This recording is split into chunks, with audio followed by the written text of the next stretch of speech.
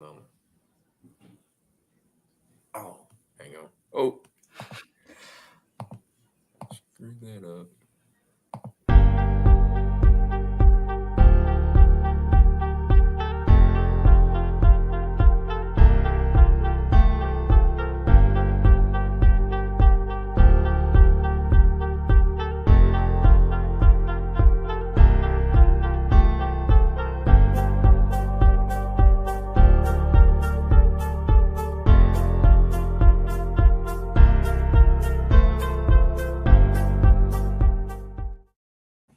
All right. Well, welcome back to the T&T Podcast. As always, this is your boy, Tyler Letfield. And today I'm joined by this co-host for today. And it's a special guest. This is the guy that I've been alluding to multiple weeks.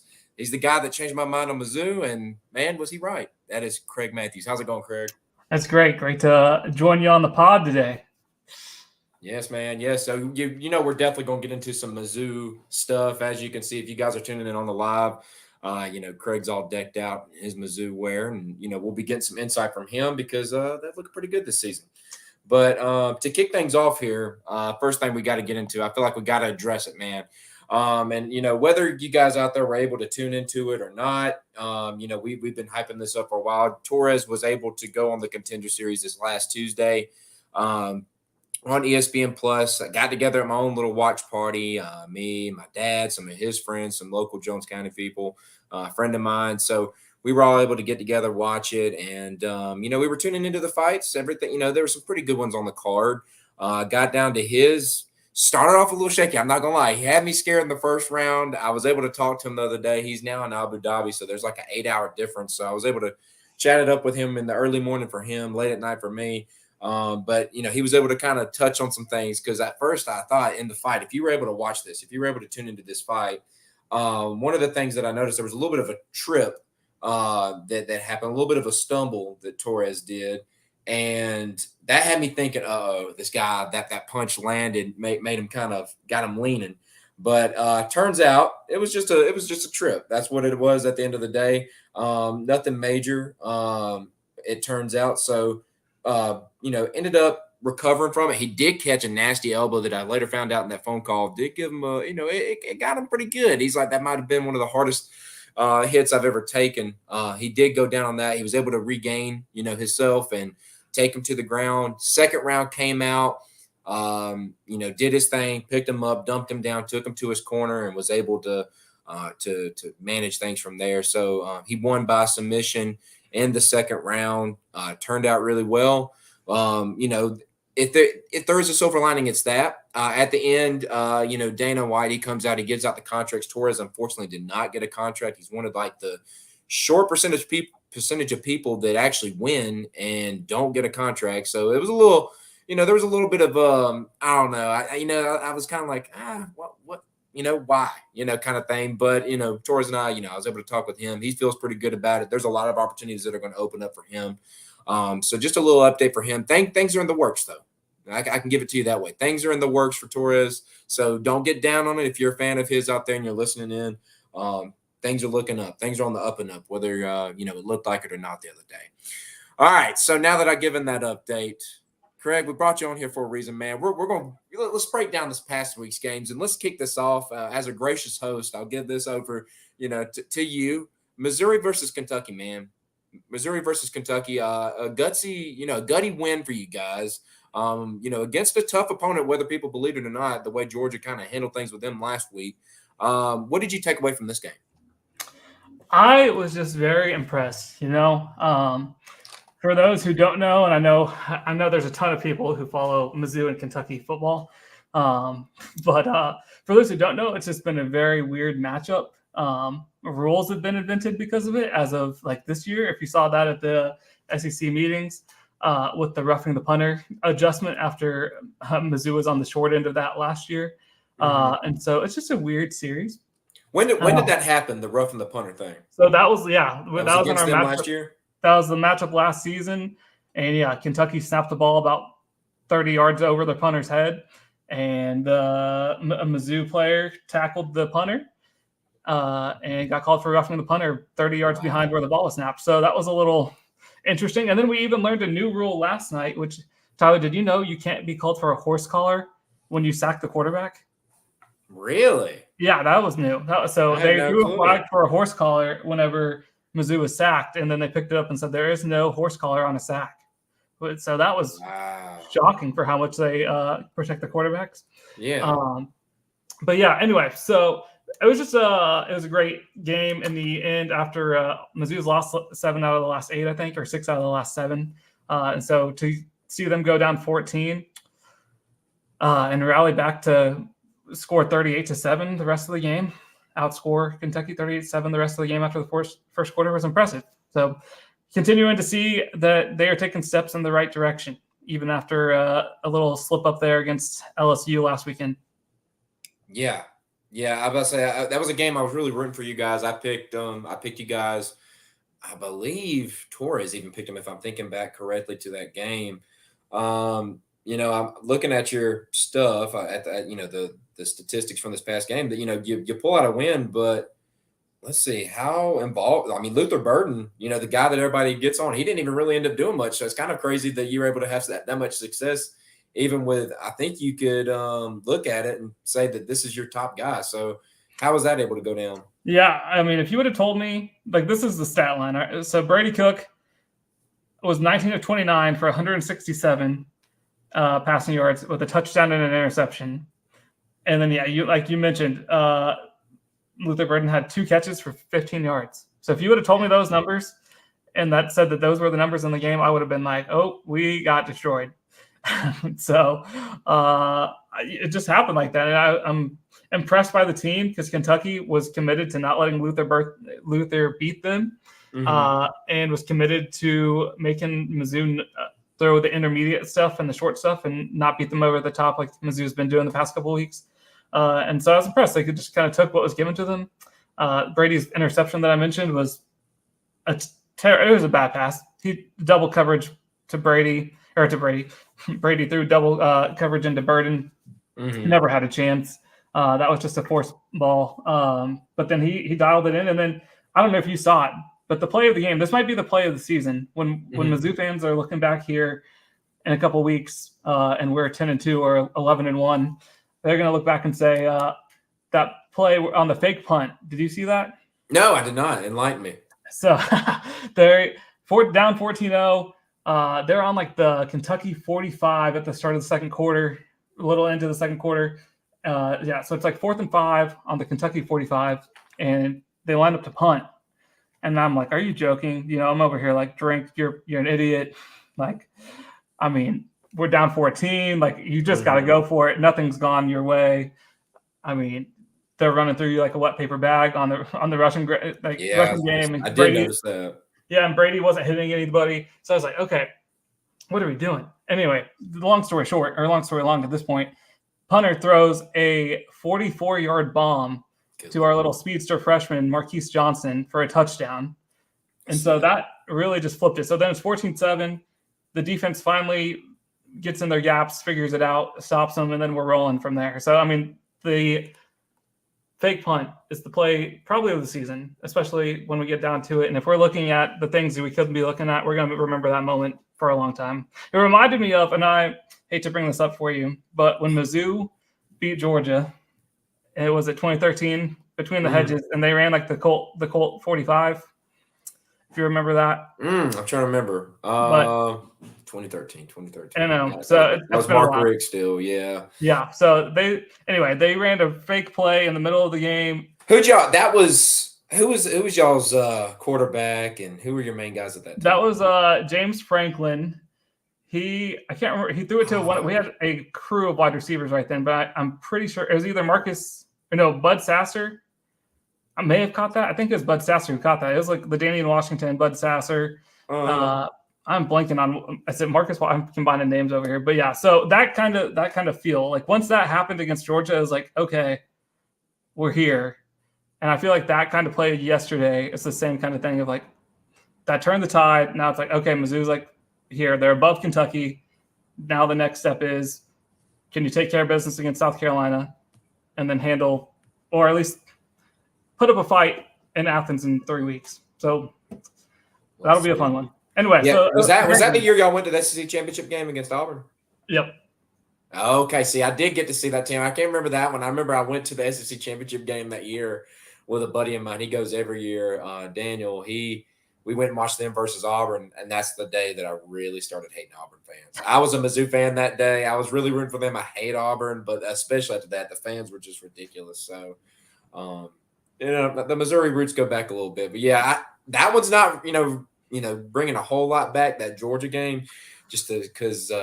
I don't know. Back then, it was just mediocre central for Georgia. Fair enough. Solid years, nothing great. It was a mediocre year for Georgia and one of the best for Mizzou, so it's burned in my mind. But that was the game. It was an impressive comeback. Even Drink seemed surprised afterwards.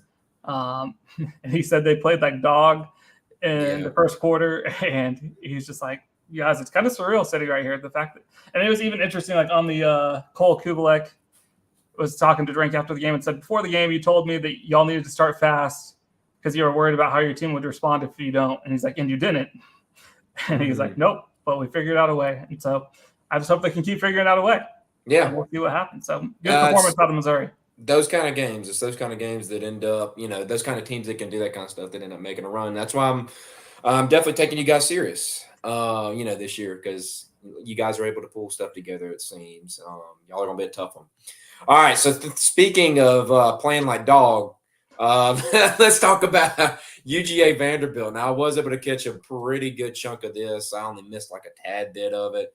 Got off to a really slow start. It's crazy because coming off of last week, I'm thinking, all right, we got Vanderbilt. Should be an easy week. Then we got bye week, and then we'll be nice and ready for Florida. Just got to stay healthy through this. You can treat it like 2 byes. Well, we go out immediately. They score pretty quick on us. We fumbled the ball. They weren't able to really capitalize. That second drive they had. We're like fumbling the ball. Our center's picking it up and taking it for first. Like it was just, I don't know. It was an ugly game.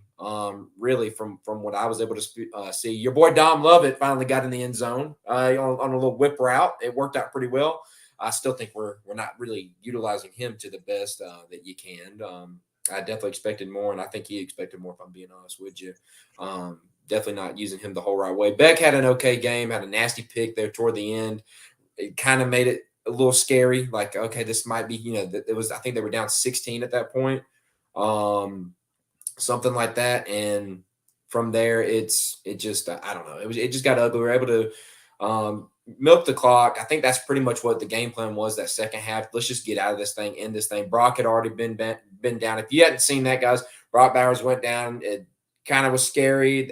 Still don't know quite what to think there. They're saying it's like a lower ankle sprain. So that's probably one of the better news I think you could hear from that.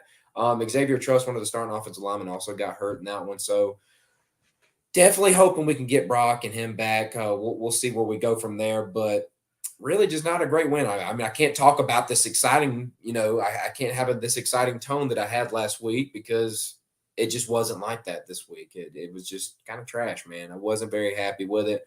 I don't know. You said you were able to catch a little bit of it. What does an outsider think of this? I mean, yeah, it's just one of those, I think, where you, as Georgia, you feel like you can roll your helmets out there and win, and it is the case. And they probably played like a C game, a C- game, and it worked out for them. But they just, I don't know. I don't want to say got lucky, but I mean, I remember I was watching the broadcast, and they said there was a couple plays that I can't remember them specifically because I only caught the end of the fourth quarter. But that Vandy, I think, dropped an interception. They had a couple opportunities where if those go the other way, Georgia's looking at an upset. So, yeah. So I think, Georgia's lucky that they're one of the best teams in the country and can play a key game. And that's kind of what I was thinking. Here is my question. Mm-hmm. As an outsider watching Vanderbilt, who I can't even shout out my podcast because I've only posted one of the 3 episodes that are recorded. We haven't even been keeping up with it. But on the podcast that I was running, I was on the Vandy train. I thought this was the year that they figure it out. I thought they would give Missouri a run. I thought that they could get to around 6 wins, be bowl eligible. No, they haven't been good. But what drove the nail into the coffin for me yesterday was the punt. with 4 minutes to go on 4th and 5. Mm-hmm. As a Vandy, like you're giving up. What was the score at that point? You remember I mean, how big the deficit was? I think it was like a 17-point.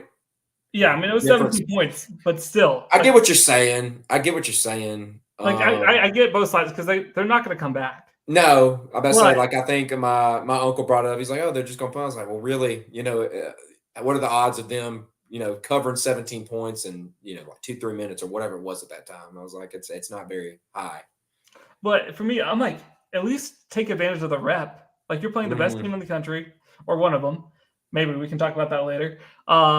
And you don't go for it. Like, just take you need to have like a 4th down pass, or maybe you don't want to show your whatever if you need to go for it on 4th down, but like just take the rep, take the opportunity, and like show a little bit of fight. And who knows, maybe you break something off and you go for an onside kick and get it, and you make it look interesting. But I don't know. That just threw me off. That kind of rubbed me the wrong way. Like if Mizzou would have punted in that situation, I would have felt some type of way about it. Yeah.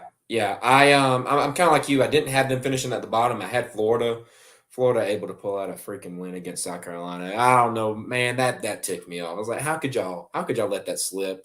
So I don't know. It doesn't look like my prediction of Florida finishing at the bottom of the SEC is going to happen. I figured Vanderbilt would find a way to get over them, but I don't know. They have a couple good receivers. They got some players over there, and they're on the up and up. It's just they're not on a fast track by any means. It's going to take some time. If this is going to happen, it's going to take some time. But I think they're starting to do some of the right things. They're starting to recruit the state of Georgia some. I remember last year, the recruiting class, they were able to pull some from Georgia. I think that's a big thing. Just, coming from me, I don't know, outsider looking in, to me, Georgia's like fertile ground. I'm definitely biased, but Georgia's like one of the best states recruiting wise. That South Florida, really Florida period. California, Texas, you can call those ones, but I'm sure you have your takes on whether Missouri's got some good talent or not. Y'all do have some, but they have top end talent. We don't have depth, but we got some, yeah. All right, so let's kick it to the rest of these last games that we're going to highlight from this past week. Arkansas, Alabama, another game that I was keeping up with, but wasn't able to really tune in to watch per se. Caught the tail end. I think you said you kind of caught the tail end as well. Arkansas made a little bit of a comeback. Ended up being just 24-21 Alabama at the end. Really what I caught there toward the end was just Alabama able to convert on 3rd downs late in the game. When Arkansas could have been able to close it down and have a chance at least tying this to send it to overtime, just not able to do it. So in typical Alabama fashion, they survived it. Any takes you got from there? I mean, I'm just going to go for it. I think it's over in Fayetteville. Yeah. Go ahead. Yeah. Yep. I think the Pittman train has left the station, returned to the station, whatever you want to call it. Yeah. It looked good, especially as the little rivalry we have as Mizzou and Arkansas and the state lines. And I was a little worried that they had it figured out, and they had their moment. And it's over. And was it like KJ Jefferson, Treylon Burks? Trying to remember who else they had on that squad where they were like upsetting people. They upset A&M that time. Yep. Yeah, they had some solid guys. I don't know where they went wrong necessarily. Just offensive line, which is ironic because he's like a genius of an offensive line recruiter. At Georgia, it was like all the time he was pulling like this 4-star, this 5-star, offensive lineman, and send them on to the NFL draft. But strangely enough, that's been a weakness for them. It's crazy. I mean, and then I don't know if you saw it, but I saw a highlight from earlier in the game. I mean, KJ just absolutely manhandled. He was wrapped up in a sack and just shrugged. But that's what I'm saying. Like, if Pittman can't win with KJ Jefferson, and I know Rocket Sanders is out, but if you can't win with these guys, when are you going to win in Arkansas? And it might be through. And so, I mean, yeah, I can agree with you there. I shout out to them because they made it close with LSU, closer than Missouri did in the end. They made it. I mean, I guess that's really because of a late pick 6, but I won't get into that one. But then they found a way because what were they down? 21? Was it 21-3 or something like that? Yeah. So they were down around 18 points and found a way to rally back. So I'll give them their flowers for that. but I just don't see. I need to see their schedule, but I just don't see much left. I'm gonna see if I can pull that up real Yeah, quick. pull it. Let's look into it. I just don't know what else they can do. Yeah, So they got all right. So they got Mississippi State next week that can be a win. At home, I think that should be a win. That should be a win. Yeah, and then it looks like they have their bye week, and then they're at Florida. I think they can. I think they can beat Florida. They could. If it was in Arkansas, I'd feel a little bit better about it. Mm-hmm. Of course. And then they have Auburn at home. They can beat them. They can beat them, and then they have one of their cupcakes in the middle or at the end of the season FIU, with FIU, and then they get good old Missouri, who they have lost like 9 out of the last 10 to. But it's always. And is it at their home? Yeah, it's at their home. I might be in attendance for that one. Late season shenanigans. But yeah, late season, you're playing. I mean, who knows what they're playing for? Maybe they're playing to save Pittman's job. Yeah, that's I mean, it's a rivalry game, so who knows? So I won't count that an automatic win for Missouri. But they could finish this thing out on a little streak. There's a potential there, but like you said, I mean, as far as like your confidence of him being able to take out top end talent, it just don't look like it. All right, Oregon, Washington. I was able to catch a good bit of this at Washington. Great game, back and forth. Both teams put up a good fight. I was a taker. I thought Oregon was going to be the outright winners, even though they were 3-point underdogs, and that didn't happen. Washington, late in the game, they were able to make a key stop, and they got the ball back in 2 plays. They came down the field, and they were down 4. They went down the field in 2 plays, scored a touchdown, got up by 3, and then they played some pretty good defense there toward the end to close things out. So they got a lot of respect from me, especially offensively, but now defensively, that they showed that. I mean, by no means are they going to like be able to, I think, strike fear into anybody, but I think they can actually hold up on any given day with your potential big teams that they face. So Oregon was a big obstacle for them. Like I said, I'm big on Oregon. I like Lanning. I like him, kind of throwing some defense out there in the Pac-12 and, having some offense to go up with. Bo Nix yet again comes up short in a big game. But pretty good game overall. Penix is making his case for the Heisman. That's another thing you can take away from it. That was going to be my question for you. I mean, that was kind of a Heisman. Kind of the winner of that game had the upper hand in the Heisman race. So yeah, what do you think out of Penix? He showed me pretty good stuff, and I mean, he even got hurt in the middle of the game. Like he went down, he was wincing, he was holding his like midsection like this pretty good, but he was able to hang in there, and make the throws that he needed to at the end of that game to win it. And that's a big win. That's like a statement game, I feel like. So I mean, I like his, especially after this weekend. We'll talk about it here in just a moment. But Caleb Williams, yeah, that's woof. Yeah, that definitely took a hit. Brock Bowers, of course, who's surprisingly to me. I mean, don't get me wrong, I've always been a big believer in him. But the fact that he's been talked about in like top 2-3 Heisman recently has been pretty wild. And him being hurt now, that throws that up in the air. Penix has placed himself in a spot. He could make a run at this thing. So definitely something to take away from it there. No doubt. And then, I mean, my biggest takeaway, and I don't remember if you got to play football. I didn't. But I just cannot imagine a worse position to play than kicker. I mean, yeah. I felt it for that guy as a neutral observer. Like it happens all the time. Everything weighs on the kicker, and at the end of the game, it's either you make it and you win, or or you send it to overtime, or you lose it, or you miss it and lose. And I don't know, it does suck, especially especially in those games where the crowd storming the field. You all of a sudden you're swamped in like opposing fans just rubbing it in your face.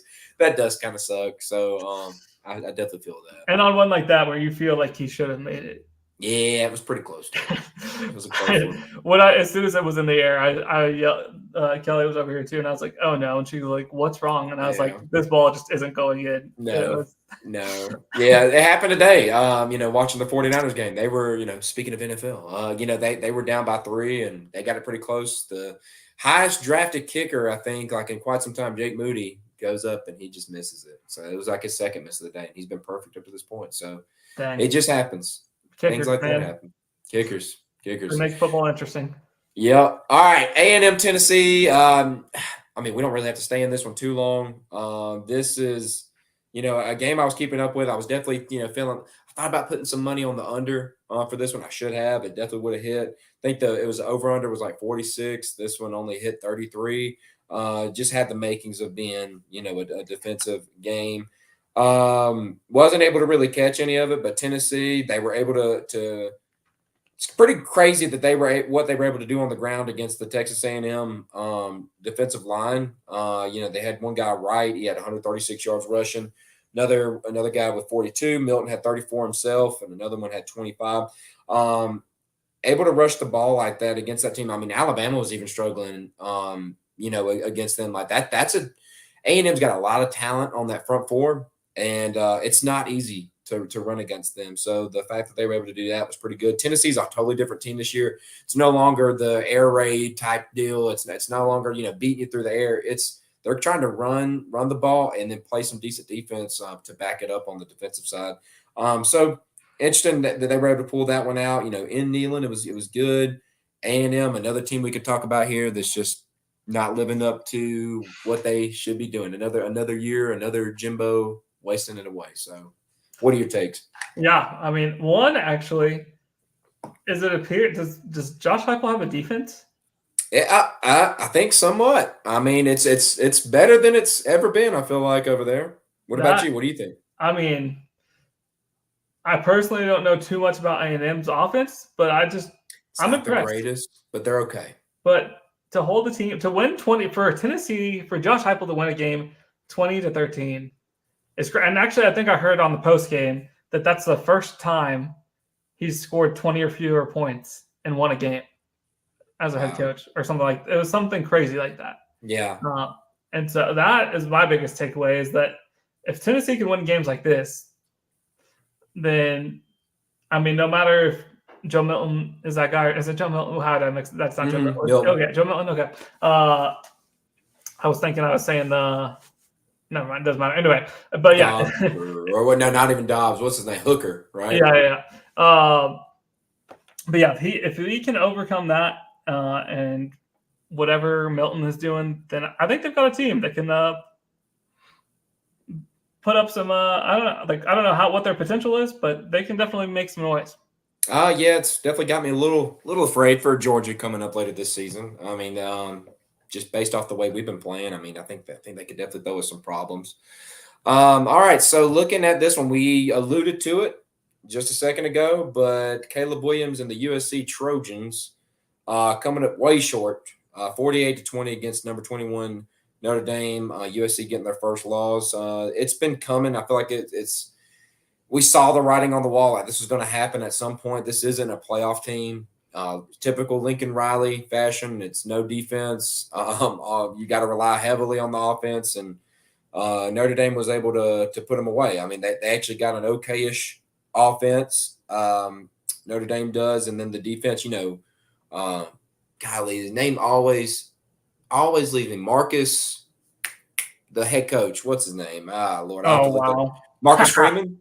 Freeman. Yeah. Marcus Freeman. Yeah, he's a defensive-minded guy. He's able to make things happen on that side of the ball. So they were able to pull it out in dominant fashion. Caleb Williams throws 3 interceptions, and like I said, the Heisman talks have definitely taken a little bit of a hit in that step.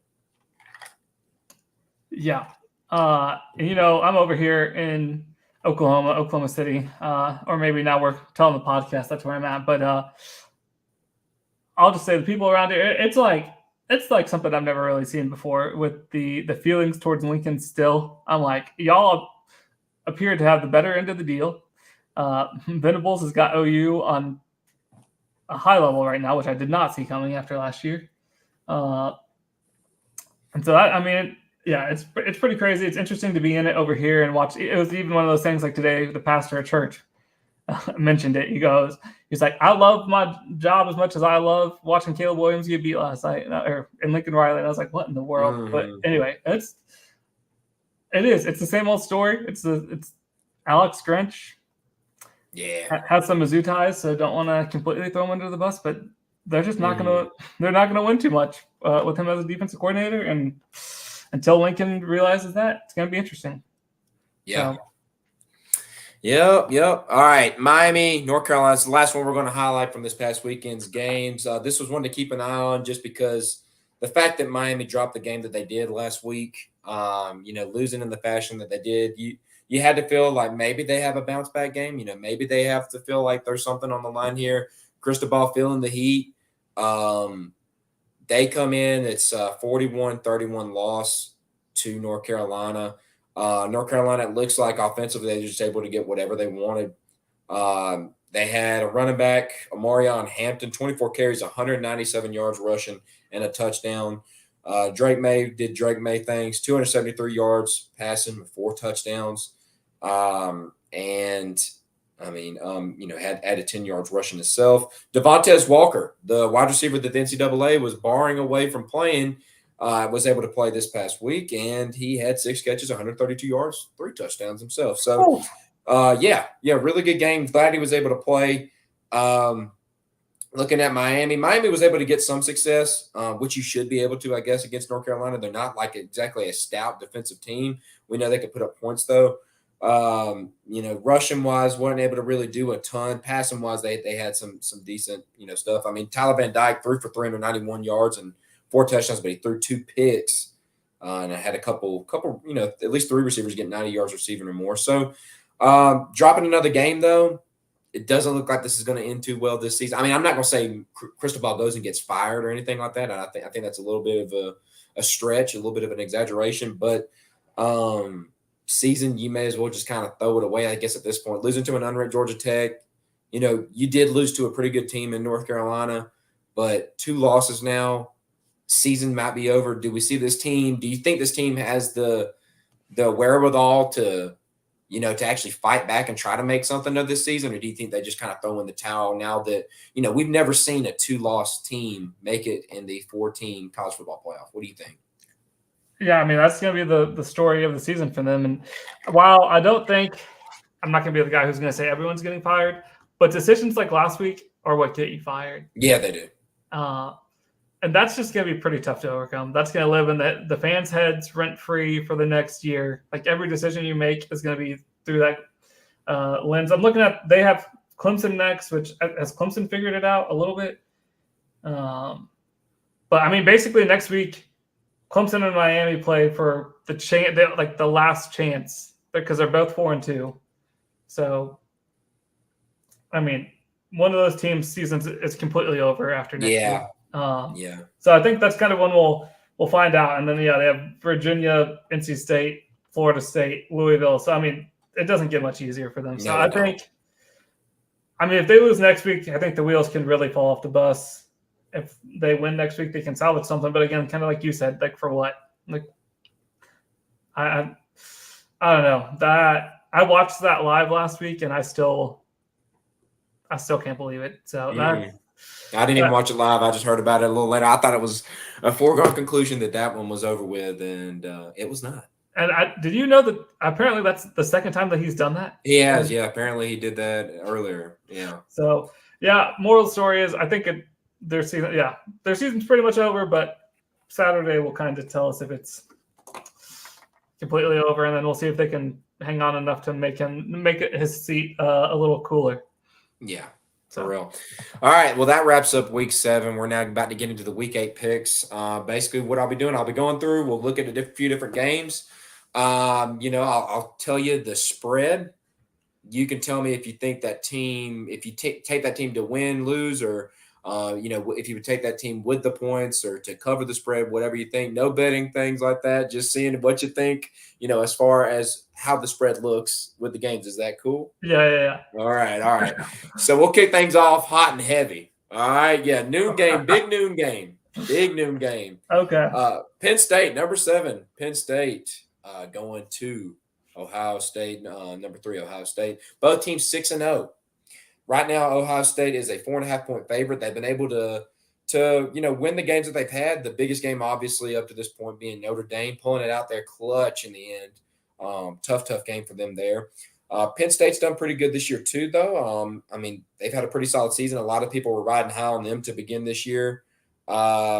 Biggest game for them, I want to say. Let's look at it here. Biggest game for them Iowa? up to this point, though, is either Iowa when they skunked them 31-0, or you could even say, I mean, toughest game, closest game, I guess you could say, would be the Penn State Illinois game.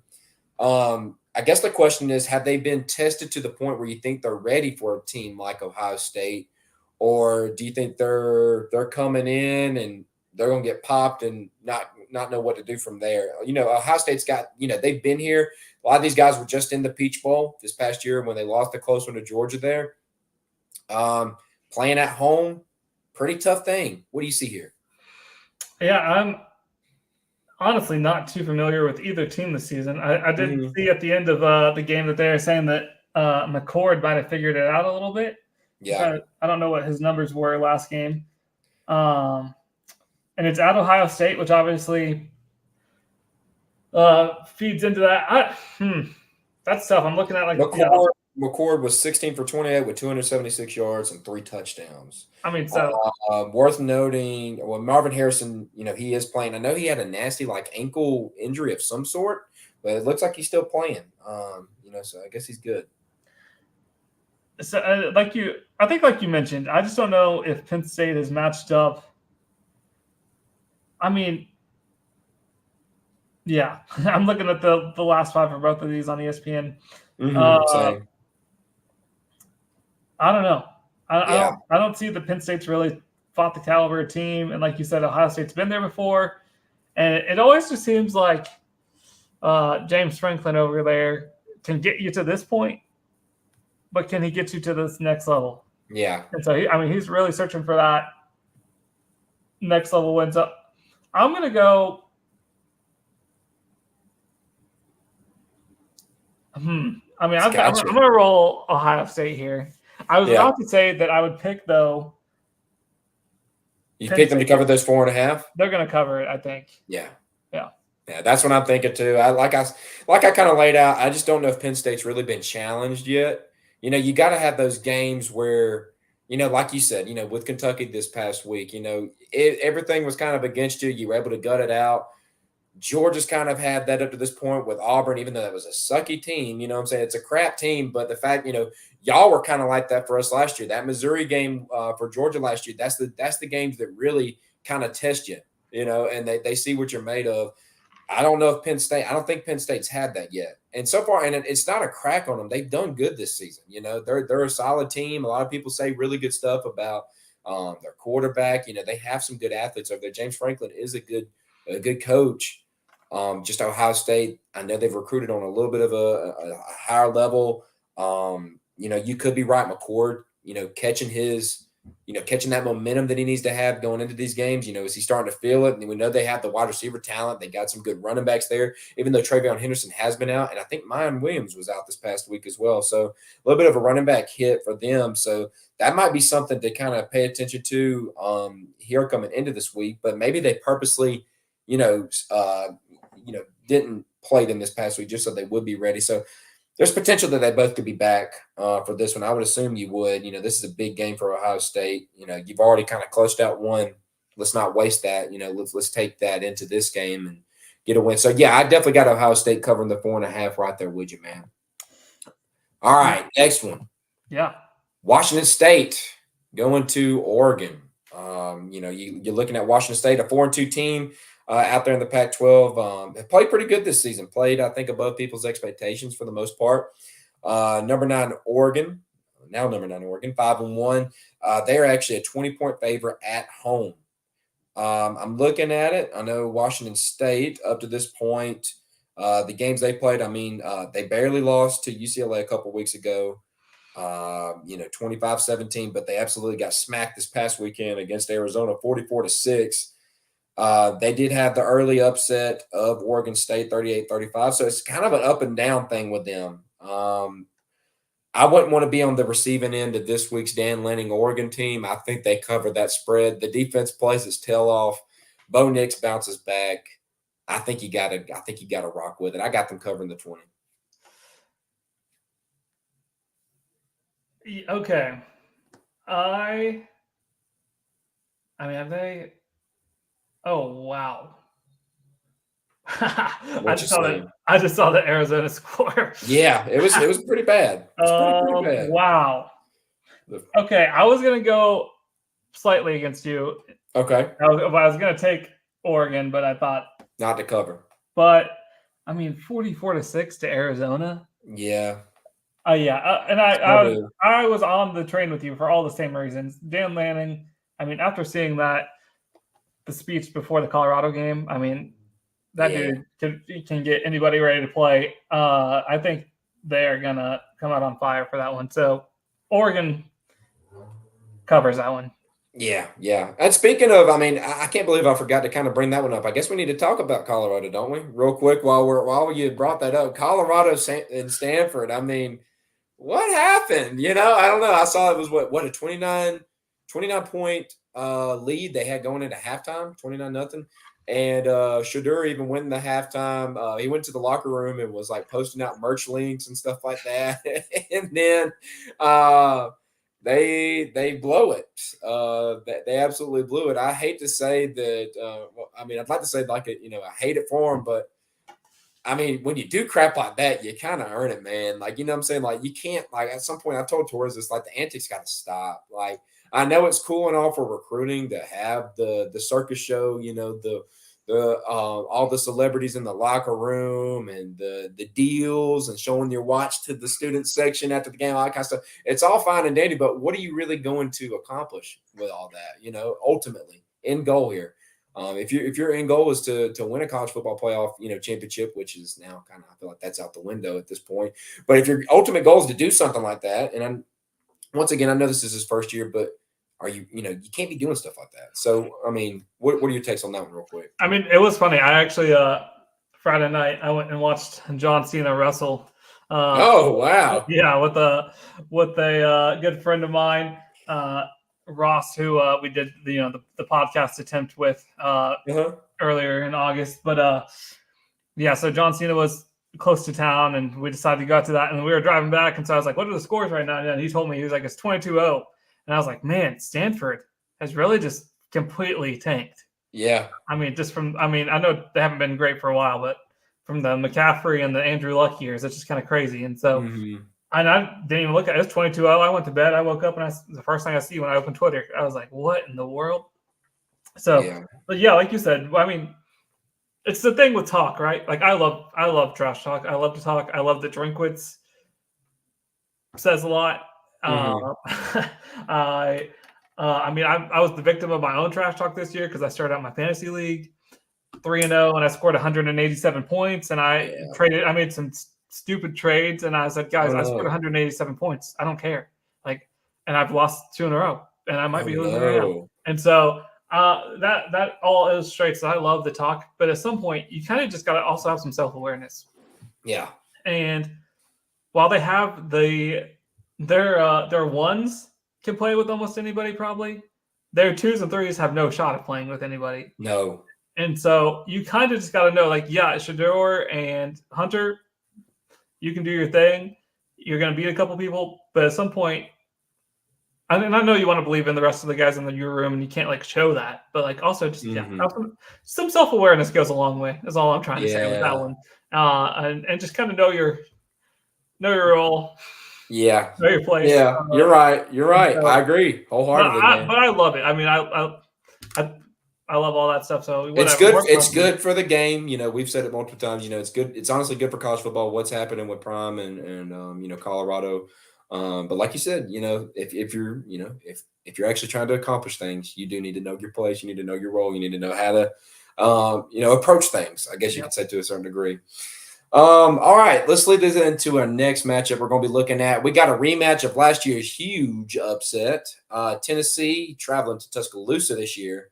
And that is number 17 Tennessee going against number 11 Alabama. Both teams Alabama 6-1, Tennessee 5-1. Alabama is a 9.5 point favorite. And before the season, I actually had this as a Bama win. And I mean, I'm now giving it a little bit of a hesitation just because Tennessee is showing some defense. But what's scaring me now is now that Tennessee is relying on the run game, their own run game offensively, I've seen what Bama's defense looks like, and they're legit. Alabama's defense is legitimate still.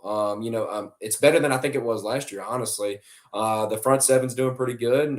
They're able to, create havoc. They're tearing up other people's offensive lines. That's what I was going to tell you earlier. With A&M, you're like, I don't know how good they are offensively. That game the other week, Alabama versus Texas A&M, they were just putting like multiple offensive linemen on their butt, like on a single play. Like it was ridiculous, bro.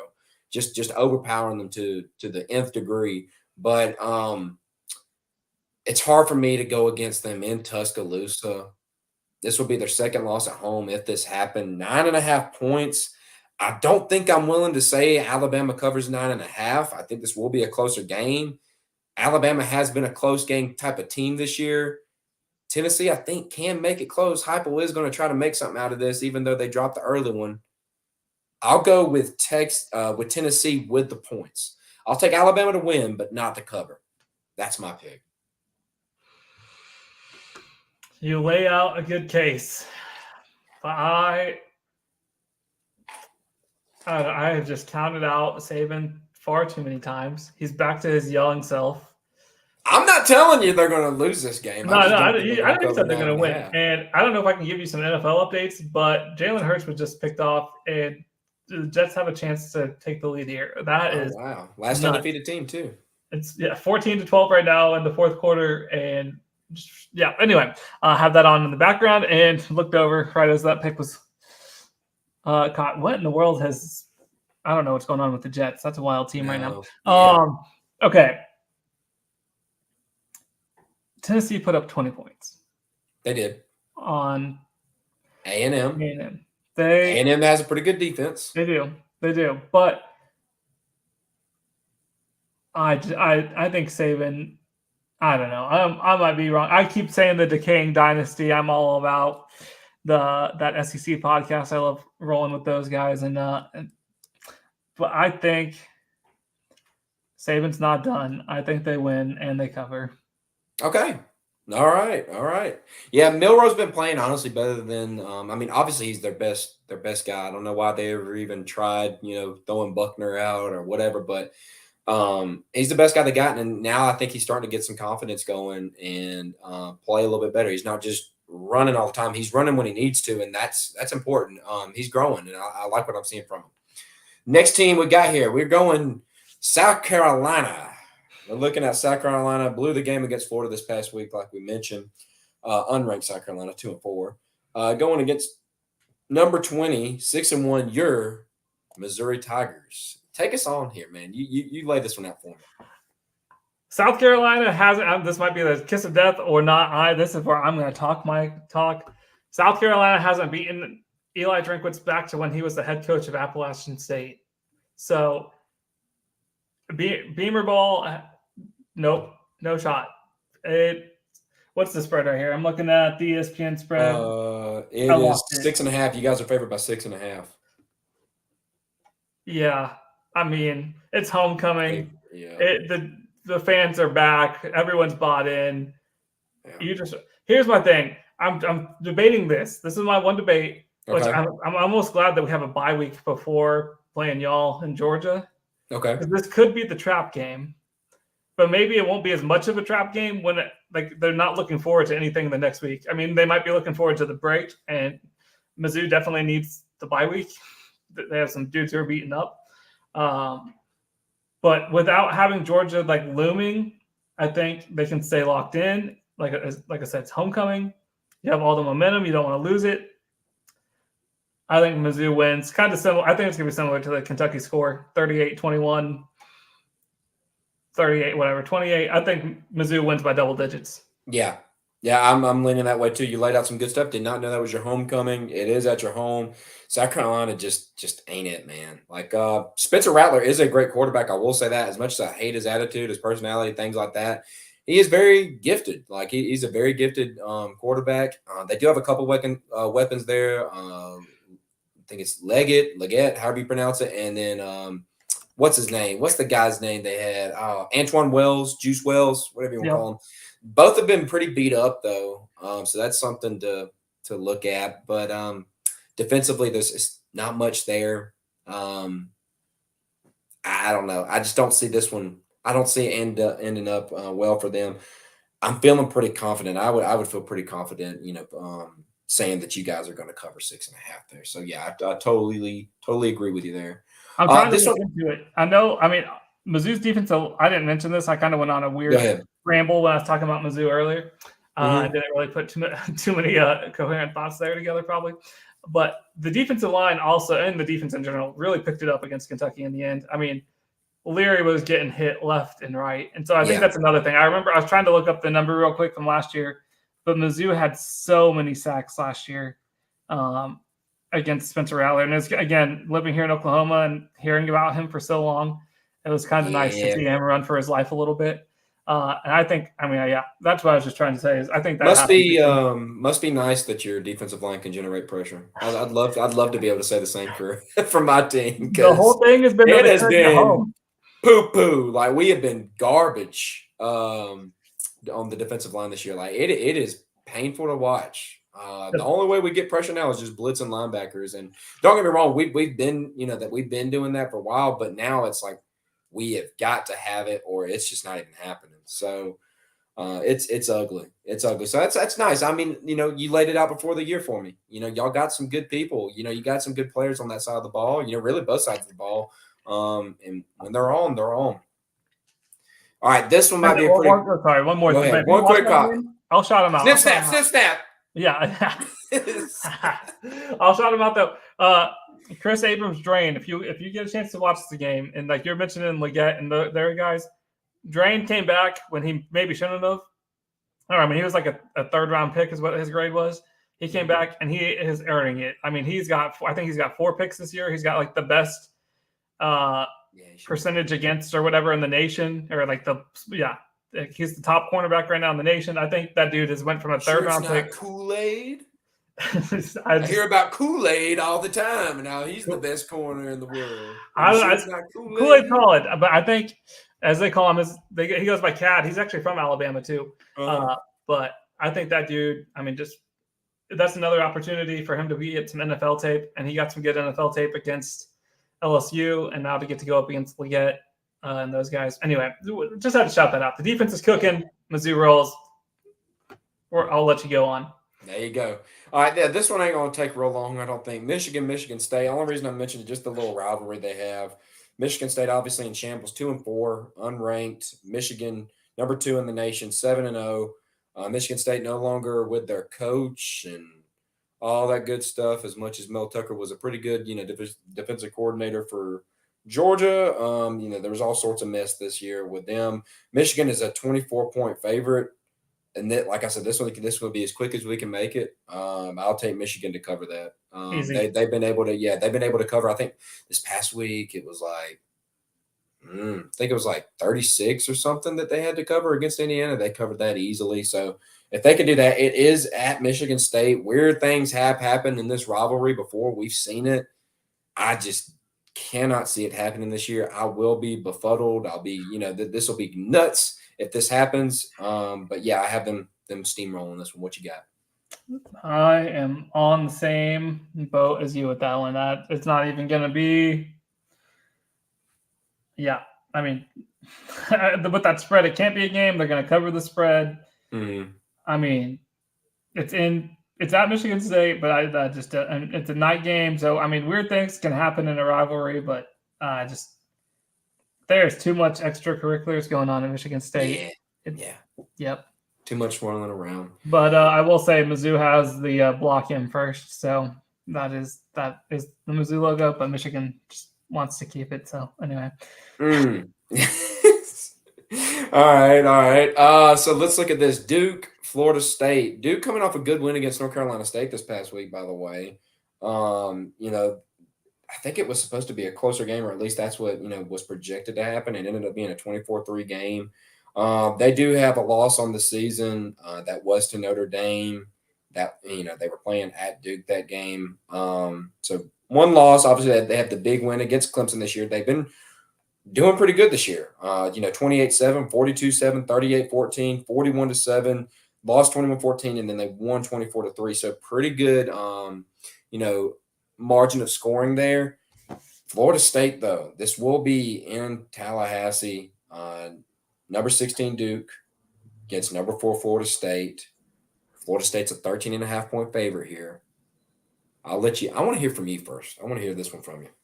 14 and a half, 13 and a half, 13 and a half. Okay. 13 and a half, 13 and a half. Yeah. Oh, I like the Duke story. I like that they're good. It's fun to have random teams be good. Yeah. But I think, I don't want to make this short on you, but I think Duke covers. But Florida State at night. That's a special atmosphere. I think the Duke defense can keep them in there a little bit, but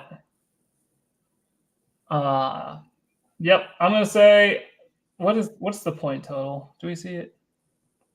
Over 49. 49. So they're thinking I can't do the math that quick. 49 and they're 13 and a half. So the implied total for, are you trying to think of Duke's implied total? Yeah. And their implied total, 30, yeah, I don't know. I'm trying to figure it out myself. I don't know. I'm sitting here trying to look up Riley Leonard stuff while thinking about it. So you said 49 is the over-under? Yeah. Riley Leonard, it's weird. For as much hype as he has, apparently he's only got 3 touchdowns passing to 1 interception on 60 plus. I think it's 35 points for Florida State. I'm pretty sure they got them winning 35-14, something like that. Yeah, somewhere in there. Mm-hmm. Yeah. So I don't know. I'm rolling Duke covers, Florida State wins. Something in the realm of, similar. I'm looking at some of their other games. This one comes down to one thing for me, and that's Riley Leonard's health. He was out this past game. They were able to rely on the run game. They were able to run it against NC State. The quarterback didn't have to throw anything at all. I didn't watch this game, but I'm just looking at the stats. Riley Leonard has been a baller this year for them. He's been good. He was doubtful for this past weekend's game. I'm looking at videos of him with his ankle taped up before the game throwing passes. If this guy pushes for it and he plays, he can make something out of this. If not, then I'm definitely taking Florida State to cover that. I think they win by 14 or more. If not, then if he does play, I'll take Duke to stay within that range of points. Yeah, I did not know that he was potentially out, so I'm in the same boat with you. Yeah. So I'll take it like that. I like the way he's played though. He's a baller. He's pretty freaking good. He's a dude. Last one we'll roll with here: Utah against USC.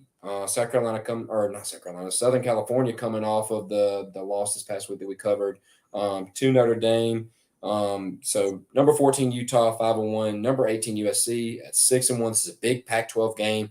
It is at Southern California. They are 5-point favorites this week. Southern Cal is.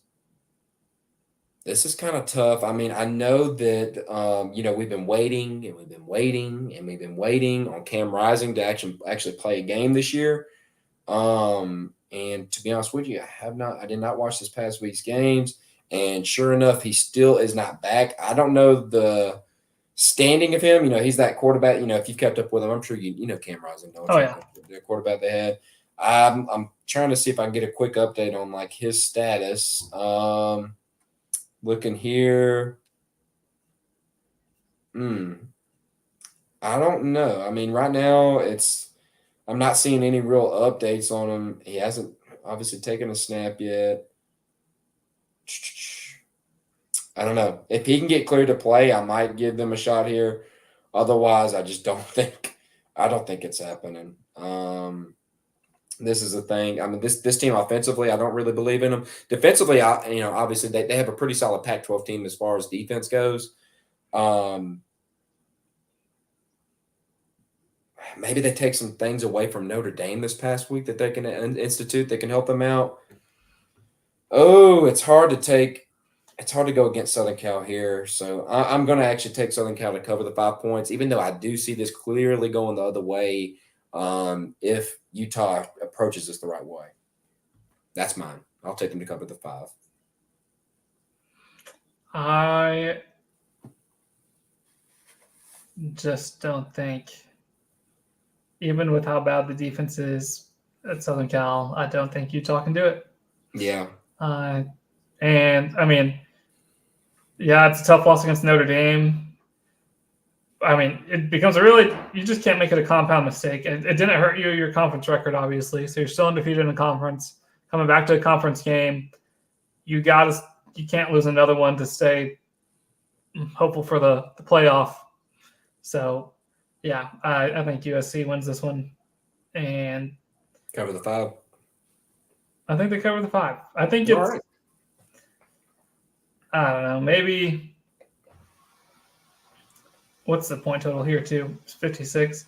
I think it's more in the realm of like the Arizona State 42-28 kind of thing. Mm-hmm. Something like that. Although I think the Utah defense is a little bit better. So it's better. So it could be like, yeah, somewhere between 7 and 10 points is where I'm going to go with, which is covering, but just, I was trying to be a little bit more specific there. It will be closer than they probably want it to be. A little too close for comfort on that thing. But yeah, I see what you mean, and I agree. All right. So, any closing thoughts you got here? Any last things you want to leave us with here, Craig? This is your time to shout out whatever you want. You can say Luther Burden for Heisman, whatever. I was going to say Luther Burden for Heisman, but I think yesterday definitely put a damper on that. It did put a little bit of a damper. He needed to have another big day. Shout out to the offense though for making it happen without him. Mm-hmm. So I'm just saying that Mizzou's legit. I just need the people on the East Coast to know, and the southern part of the SEC. And I'm excited for 3 weeks from now whenever our teams are matching up. Yeah. Unfortunately, though, we'll be working the biggest day of my semester, which is our homecoming. So it's just going to be – I just realized that today. I just connected the dots. The Mizzou and Georgia play the same day as our homecoming. So I will be an emotional mess that day. So, maybe I'm excited for it. Text, something like that. What was that? I said maybe keeping up through the, checking the scores, getting some text from somebody on the score update, something like that. I'm just hoping it's a night game and I can maybe because we play our homecoming game's at 1. So if it's a night, they haven't announced it yet. So we'll they haven't announced it. Okay. No, so we'll wait and see. And anyway, Mizzou's for real. It might be. This has been fun. Oh, we didn't talk about this. Hang on, let me find it. I got a couple things I'm gonna bring up to you too. Okay. Yeah. The top 25. Okay. What about it? I mean, do I agree that Georgia should be number 1? No, I don't. If that's what you're getting at, I don't think so.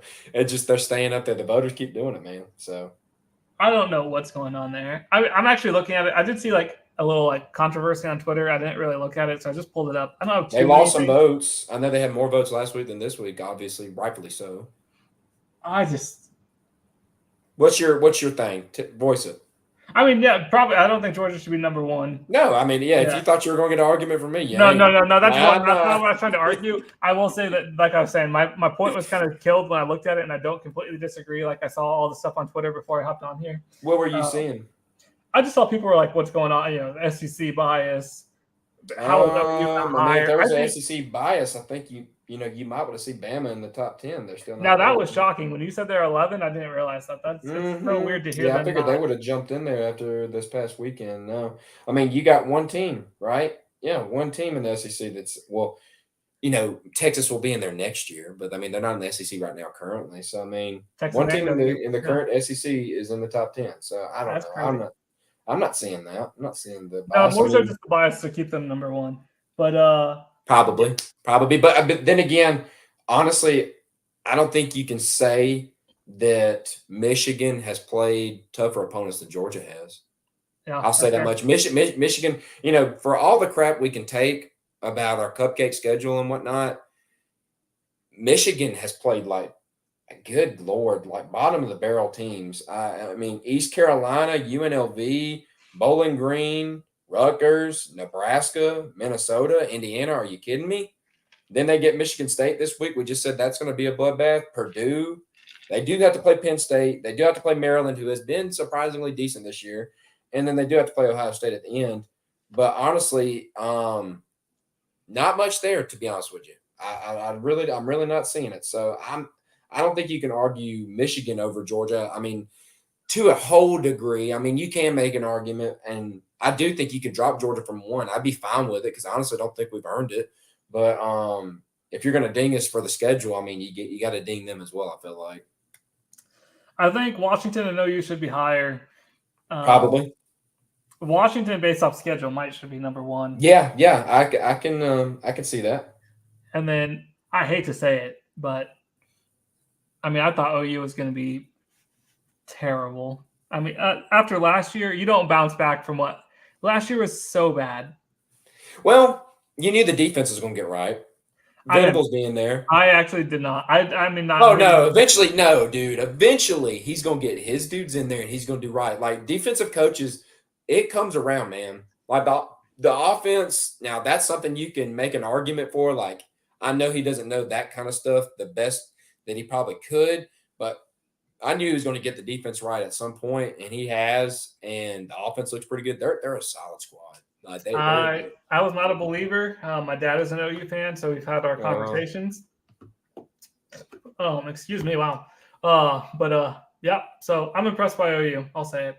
I talked a lot about them being terrible, but yeah, and that was one thing I was going to bring up. I've heard some recent chatter. Williams Nwaneri. Oh my! Get out of here! It's looking not at Oklahoma. No, he's not. I swear to God, they're saying that it could potentially happen. Nah, everyone's on board right now. Wingo's about to commit to Mizzou. Open up that bag a little bit more. Wingo is about to commit to Mizzou. Okay. There's talk about another 4-star who's committed to Ohio State right now, and St. Louis is about to flip. Who? Jeremiah McClellan is his name. Okay. And then now they kind of walked it back a little bit, but there was some stuff said on the website that I pay for.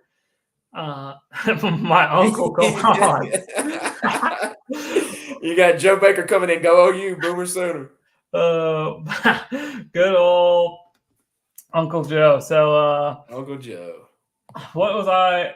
Okay. Oh, Jalen Reddle. He's committed to Georgia, but there is some. Hold on. What? Hold on. What is that? His name? He's out of St. Louis. Say his name. Am I saying this wrong? What's his name? I just didn't hear. Oh, my bad. It's Jaden Reddle. My bad. Jaden Riddell. Oh yeah, you're not getting him. There's word that he's listening now. That he's listening. He is. I will say that. He says he's a Texas Tech fan. But he's from down there. But anyway, no. Jaden Riddell. We just showed him a little tender loving care from what I've heard, and he will be sticking. And we already got Mama.